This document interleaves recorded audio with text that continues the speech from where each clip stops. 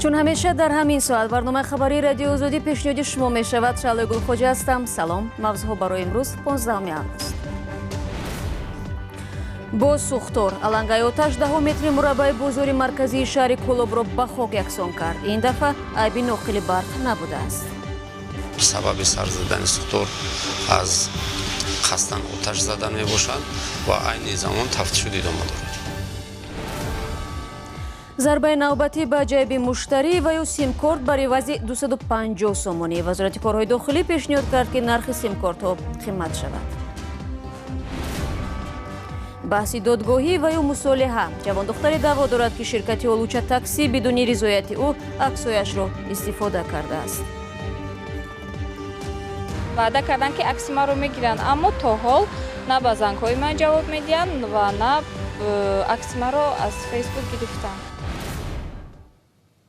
شب گذشته در بازار مرکزی شهر کولوب سوختور به عمل آمد. سببها و زیان آن را تحقیق دارند، اما طبق فرضیه پیشکی تفتیش شد بازار را آتش زدند. از محل سوختور همچون دلیل شیعی چند ظرفی را با بوی بنزین پیدا نمودند. یک ساکن شهر کولوب را همچون گمانبر بازداشت کردند. تفصیلات از امردین اولیموف.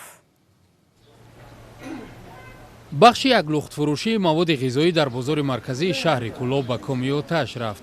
شاهدان گفتند که سوختار نیمه شب 14 آگوست رخ داد و با یاری آتش نشانها خاموش کرده شد.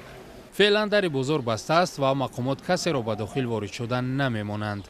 حادثه سوختور تخمیناً ساعت‌های 23:45 دقیقه روز 14 یعنی شب 14 رخ داده است و به نقطه مرکزی علاقه قسم 33 شهر کولوب ساعت 24:00 خبر تلفنی با بانک خطر جیغ زدگی. حادثه سوختور سری وقت از طرف کارمندان خدمات دولتی و تشریفانی شهر و دیگر اینچنین 20 نفر شهروندان هم اشتراک نمودند. حادثه سوختور را سری وقت در مدت 5 دقیقه احاطه نمودند و در مدت 40 دقیقه با پرگی خاموش نمودند. مساحت سوختار 60 متر مربع را در بر گرفته است. حالا مقامات ضرر سوختار را حدود 30,000 سومانی معین کردند و میگویند بازار را قصداً آتش زدند. سنجش عین زمان از طرف کارمندان ادامه دارد. در تخمیناً سبب سر زدن سوختار از قصداً آتش زدن می باشد و عین زمان تفتیش ادامه دارد. گفته می شود حالا صاحبان دکانها در اداره پلیس بیانات می دهند و یک ساکن شهر کولوب را هم مقامات با گمان دست داشتن در آتش زدن انبار بازپرسی می کنند. آتش گرفتن بازارها در تاجیکستان سالهای اخیر زیاد به چشم می رسد.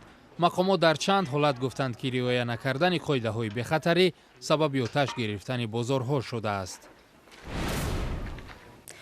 رو می‌آوریم به موضوع دیگر. 18 مهاجر توجیک در شهر متیش ولایت مسکو از اخراج غیر قانونی شکایت دارند. به گفته مهاجران ماموران پلیس آنها را بازداشت نموده یک شبانه روز به آب و غذا و جای خواب نگاه داشتند. سپس دادگاه به حضورشان قرار اخراج آنها را از روسیه صادر کرده است.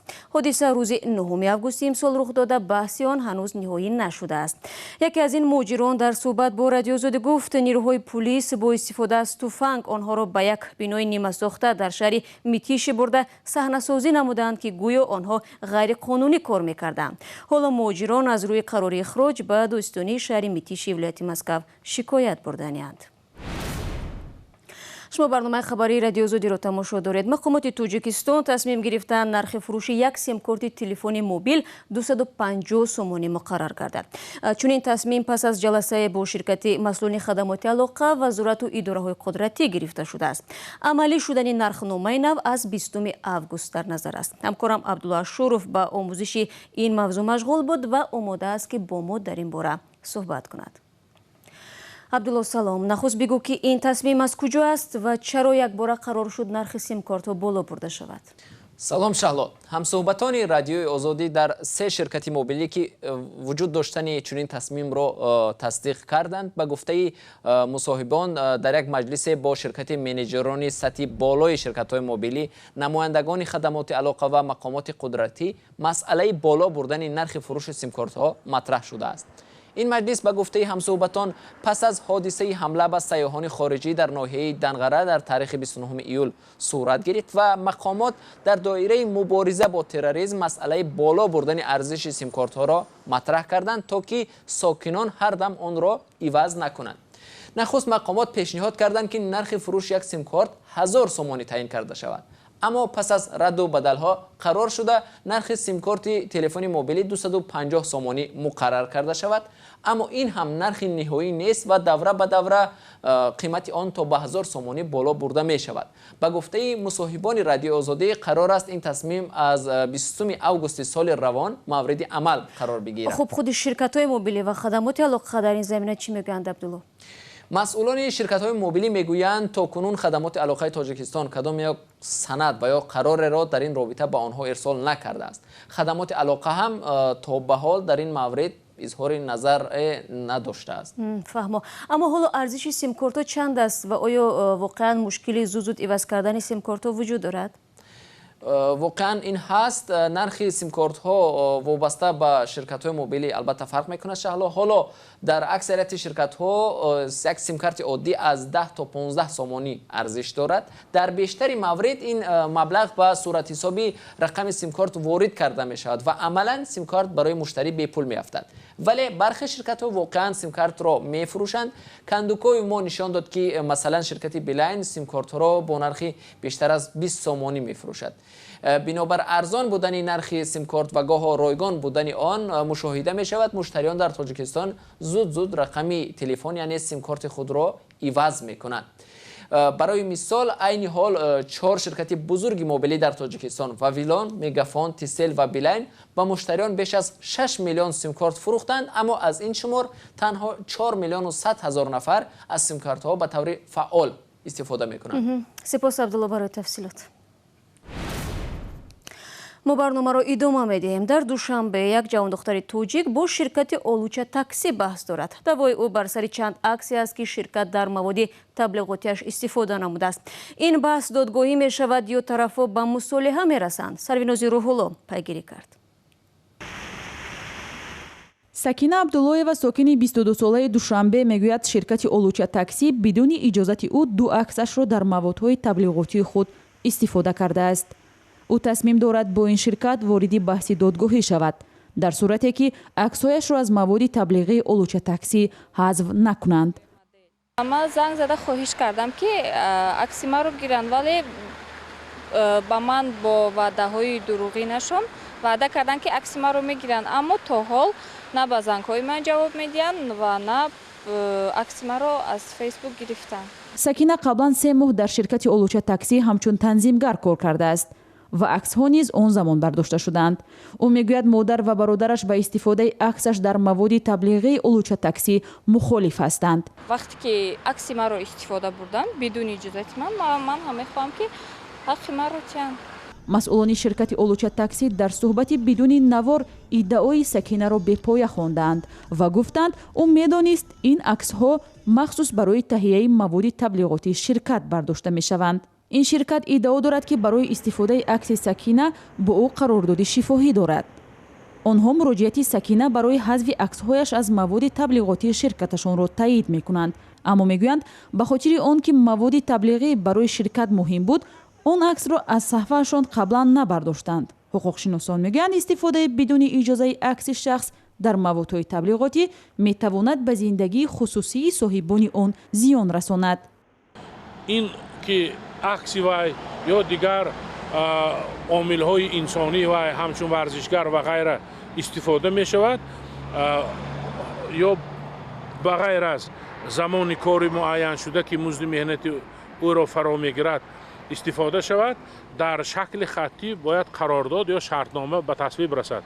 شرکت اولوچه تاکسی هنگام آماده شدن مواد درباره این بحث الکی عکس دوم و بعدی از کار رفتن سکینه را از صفحه‌شان در فیسبوک پاک کردند. مسئولان بخش مارکتینگ در شرکت اولوچه تاکسی خبر دادند که آنها از سوی سکینه یگان درخواست در مورد دادن حق عکسش نگرفتند و حالا هم آمادند بعد از پاک کردن عکس در این مورد با این دختر به موافقه رسند. дар ҷумҳурии чех ёдбуди 50-умин солгарди баҳори Прага ҷараён дорад. Ним аср пеш танкҳои шӯравӣ ба Чехословакия ворид шуданд ва ҳаракатҳои озодихоҳиро пахш намуданд. Аксбардори ҷавон Либор Гайский саҳнаҳои тарсу хушунат ва лаҳзаҳои хандаовару раҳм ба таҷовузгаронро сабт кард. намоиши ин аксҳоро дар гузориши Тоири Сафар мебинем. این عکس‌های نادی را روزهای 20 و 21 اوگوست سال 1968 هنگام تجاوز نیروهای به رهبری شوروی به چخسلواکیه برداشتند. عکس‌های نادری رنگه از لیبور گایسکی عکسبردار نو شاگرد چخ است که آن زمان 20 سال داشت. با گذشت 50 سال آن روزها را خوب در یاد دارد. کوچه ها از دودی بسیار مثل شب تاریک شدند. بعداً تیرها به پرواز در آمدند. همه را ترس وحشتناک فرا گرفت. یک روز پیش از حادثه گایسکی از استراحت از روم برگشت. تجاوز برای او و تمام کشور غیر انتظار بود. با ورود تانک‌ها به پایتخت چخسلواکیه او دستگاه عکسبرداریش را گرفت و به کوچه ها رفت. ساعتی 8-9 روز مردم درست نمی‌دانستند که این حمله برنامه‌ریزی شده بود. فکر می‌کردند که تمرین نظامی است. در این عکس کودکانی را می‌بینید که روی تانک برآمدند، گویا برای بازی باشد. نمی‌توانم بگویم که همه خرسند بودند، ولی فکر نمی‌کردند که حادثه جدی است. به سر و سامانی در میدان واسلاف بعد شروع تیراندازی به بالای سر ازدحام ترسناک شد. تیرهای آنها هرچی پایین‌تر می آمد و من ترسیدم که بس نمی کنند. واقعا در همین وقت ترسیدم. چند صد متر دورتر رادیوی چخیا جایگیر بود و خبرها درباره تجاوز را به ایست نشر می‌کرد. نیروهای سوویتی آن را بستند. با حرکت نظامیان به سمت رادیو ازدحام برای حمایت از آن در نزد بنا جمع آمدند. از قیافه سربازان روس معلوم بود که آنها به آزادی بخشان مانند نیستند. اگر درست نگاه می‌کردید می‌دیدید که افسرده هستند. بیچاره ها نمی‌دانستند که چی کار باید کنند. در عین به سر و سامانی یک ماشین بارکش به ازدحام برخورد و چند نفر کشته شد. در آن لحظه دیدم چیزی می آید. عکس بردار را گرفتم و تکمه اش را زیر کردم. احساسی واقعا بدی داشتم. در آن روز در پیش رادیو 15 نفر کشته شدند. در عموم هنگام تجاوز بیشتر از 100 نفر جان باختند. همزمان با وحشت‌های آن روز گایسکی آدمیت بعضی‌ها را به یاد می‌آورد. مردم تانک ها را آتش می زدند. در داخل آنها سربازان بودند و مردم فریاد می کشیدند که بیرون برآیید وگرنه می سوزید.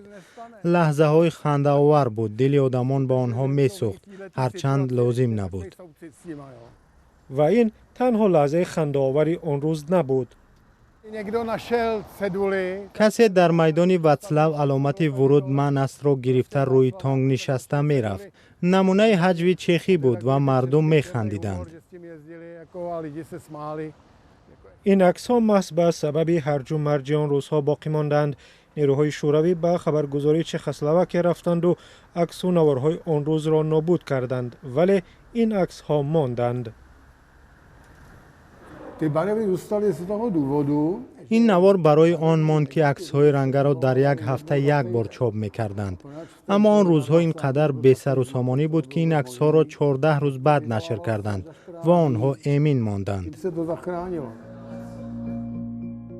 تجاوز سال 1968 به دوره کوتاه و نسبتاً آزادی سوسیالیستی در چخسلواکیه با نام بهار پراگا پایان داد.